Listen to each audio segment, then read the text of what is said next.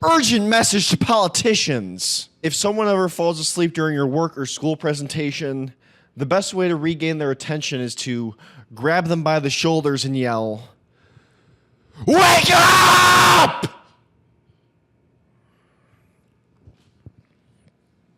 What do you mean that I mean things without saying them? Thinking about what other people are thinking about based on what they say instead of knowing what they're thinking about from what they say is a tiresome exercise. I think it's difficult to navigate because the difference between crossing a social boundary and getting out of your comfort zone is kind of blurry if you're not too experienced in the with social interaction in general. But really the only way to learn is through. Learning and failure are painful.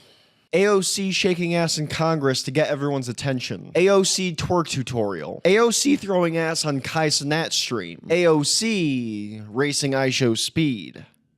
You know that smell when your nose is dry and you rub Vaseline all up in there? You can hear the crackling of the dry skin becoming hydrated and the minor bacterial infections becoming moisturized and airborne. Put that in a candle. Getting fucked in the ass by my landlord would be less of a burden at this point than paying rent. You know, this is partially just to be inflammatory for comedic purposes, but I don't think I would say this if there weren't some kernel of truth. You're saying I could keep that money, and all I have to do is juice the melon of some private equity decrepit man once a month? And this is not something I necessarily desire, but I'm an opportunist. Jarvis, peel the skin off my lips. Okay, Jarvis. Now season the skin with salt and throw it on the stove. Jarvis, how crispy should I make my lips? How long should I leave them on the stove to get them crispy like bacon, despite being thicker, more like a thin-cut chicken? I think that the way that a person approaches sexual intimacy is a very good reflection of their values and their relationship with themselves. I think sex is not only a physical act, but a profound act of vulnerability and connection, hence a form of self-respect. Intimacy is a unique expression of a relationship, and it feels to me like if this is shared with many people, then the uniqueness of your personal specific relationship is diminished somewhat. Sexual intimacy is the expression of the deepest connection between people, as you can create life by doing this, and sharing it widely dilutes its personal significance. Having sex with many people isn't inherently wrong, but the act itself gains its sanctity and significance from the exclusivity of a loving and cherished relationship. If your body is not sacred, then what is? You know, there was actually a study that came out recently that said that people who don't answer their phones while driving are 3.4 times more likely to have AIDS than those who do. The cost of integrity. How much is it? Does it cost dollars? How many dollars does it cost? Do you care if you lose your integrity? Or are you one of those people who says, man, he's still getting money though? When they let a Dubai czar prolapse their anus on camera for 10 grand? Is that what it costs? Integrity is something that once it is lost, I find that it is very difficult to gain back due to what the person gains from sacrificing said integrity. There's definitely a point where the sacrifice nullifies the gain. OnlyFans creators are a perfect example of this. They may be accruing vast amounts of wealth, but it doesn't really matter if no one wants to associate with them for anything, like for business, friendly relationship, romantically. The point of this spiel is that the crisis of this transactional nature is no longer a personal choice, but a systematic imperative. We've reached this point where society compels these concessions of character as a prerequisite for success and survival. Government and business in the United States has become so ruthlessly efficient that your quality of life becomes directly proportional to the amount of integrity that you're willing to sacrifice. Make Latinas willing to top off strong white man for nerds gummy clusters again. Disney made the movie Frozen, so if you look up Disney Frozen Head, you see a video of Hans busting a white icicle into Elsa's mouth. Social proof creates a frustrating paradox when creating anything that reverses the expected relationship between quality and success. What I mean by this is there's a general notion that things that are high quality lead to success. But I find that more often it's the success that dictates the perceived quality of the work.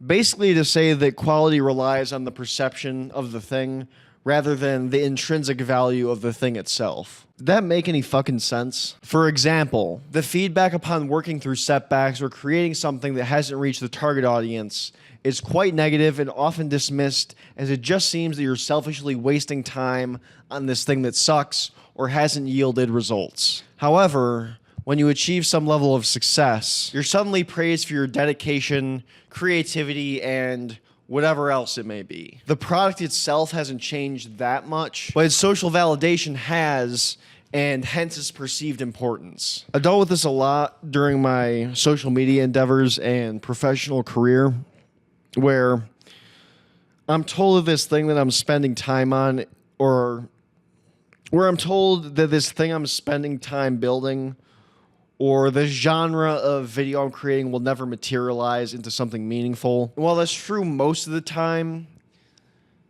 sometimes it isn't. Could I be more cognizant about what will bring me success? Yes. Could I bend my material to be more generally acceptable? Yeah, probably. But fuck you. What's the point in doing anything if you fucking hate doing it? My general overarching take is that it's better to have integrity in the things that you pursue because it will make the payoff of success significantly more fulfilling. This is all within reason because if you're doing something that truly lacks importance, like if you're trying to draw the straightest line possible, that's just like a waste of energy. There's some kind of spectrum of doing what you want to do and societal expectation. And it's you who chooses where on that spectrum you want to be. To sum this up, the immense energy that goes into creating something can go completely unrecognized, and its value is only acknowledged after it passes some trial of social proof, or some shit like that. They be wearing a suit to their Zoom interview like they not about to jack off under the table the whole time. Trying to be successful at things sucks ass. I'm fucking tired of trying to be better. Striving is incredibly emotionally draining, but every time I want to take a break, there's this little autistic gremlin in the back of my mind telling me that the ones who succeed are not the ones who take breaks. It's very seductive to opt out of things. Like, there are no mountains to climb to become this better version of yourself. And I say better in quotes because how much of this frustration is just turning you into like a schizoid gremlin? Like, I have this recurring thought that I'm going to wake up in 10 years and think, am I just the guy who can never do it? Am I just the guy who is too delusional and stubborn to realize that there are multiple ways to fulfillment? It's involuntary in a way, like not being able to let go of some things without seeing them through. I think the big question is whether chasing the dragon is worth it psychologically. And corollary to that, whether this dragon actually exists, or whether it's some shifting goal of perfectionism that will never be achieved. Ultimately, I think the question isn't whether the chase is psychologically destructive, but whether I can really live with the integrity of not trying. Ethno-guesser is to racism is what the printing press is to books. This is a tweet I read. White Boy Summer, Iran and Mr. Beast, 100 Chicago YNs with switches versus Iran. Now, what do you think that means? I think being socially awkward is usually just an underdeveloped skill. Most of the time, it's not that deep, or it's not an insurmountable deficiency of character. And there's usually some nuance of having some bad experiences when you're younger and fucking up your perspective on that kind of thing. I think most of the time, people want to connect. Whatever you're bad at is just an underdeveloped skill, and you can get better at everything. You just have to practice. Let's get serious for a second. Self-acceptance. Self-acceptance is good. Self-acceptance is a virtue. Self-acceptance is one of the keys to living a happy and fulfilling life. But the thing is, you're never actually enough. But do you really ever want to be enough? Or would you rather try to continually improve to set the example that you can always do better? Continue to improve yourself and for the well-being of the people around you. But who wants to do all that shit? I'd much rather rip a vape and eat M&Ms while I watch TikTok than do all that. But it's your life. Who you are is up to you. And only you can decide whether to embrace yourself or the journey of becoming. All right, well, that's about all for today. I appreciate you watching. Please like and subscribe. Have a good one. Goodbye.